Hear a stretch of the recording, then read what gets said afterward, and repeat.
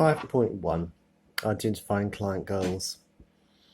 Identifying client goals will initially come through the induction questionnaire, but more revealing information will come through client observation, and above all friendship with the client, through which the client will reveal more about themselves than on paper. A good PT can help clients discover things about themselves they never knew and revolutionize their vision of what might be achieved through a program. Talking to your client will work like counseling. The client will discover their own goals over time, and they may well find they are different from what they imagined at the outset. The health and fitness of the client will immediately improve, as will physiological and psychological health by default.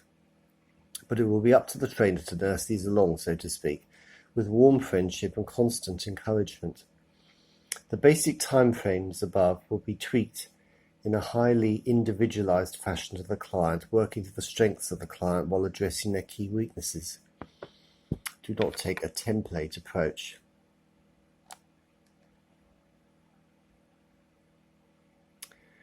The most difficult challenge will not be the exercise. It will be the total lifestyle change necessary to really come on.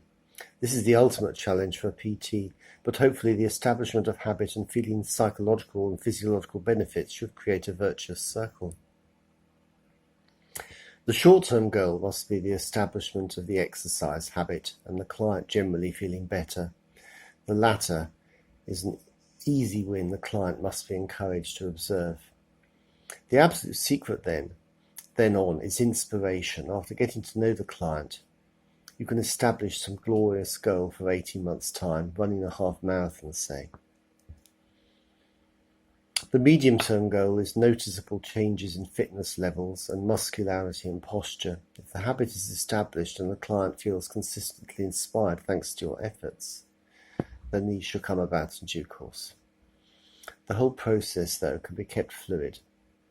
As soon as possible, the client should see things differently and move from a limited vision of exercise, just putting on muscle bulk, to a holistic vision of the whole body work, spanning all the disciplines from cardio to functional.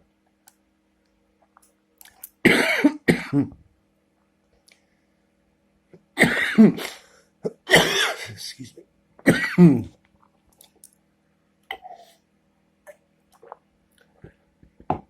The way this process actually works in reality, though, will vary wildly between clients. So another video presents my experience with my PT to date in Derby, while another will present my revamped induction document and its means of ascertaining client goals and factors. Now, earlier on in this, because this is a scripted one, I referred to the goals above. Well, in fact, they were below, they were later in the talk. And I'll just repeat those, which are the short-term goal is the establishment of the exercise habit. You're not going to get anywhere without that. And achieving that is actually quite a big thing. Even, whatever job or lifestyle you have, to actually stick to a habit is possibly difficult. One of the most difficult things, human nature being what it is. I then would like to, then I think, the short-term goal is to build up the habit. Then the next one is to have that long-term goal. So you've got inspiration. And human beings do like the notion that ideals are unattainable but indispensable. So if you set some amazing goal that the client doubts they can achieve, the more they think about that, they think, well, actually, I could achieve that. It's just a question of doing it, keeping at it.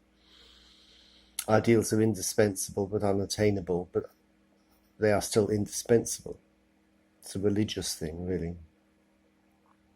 And the medium-term goal, which should be quite straightforward. It might take some months, it might only take weeks, but you don't want to do this time frame that some of the books and magazines and the videos on YouTube in particular, explosive results in 6 weeks. It's simply unrealistic. But the medium-term goal should be noticeable changes in fitness levels and muscularity and posture.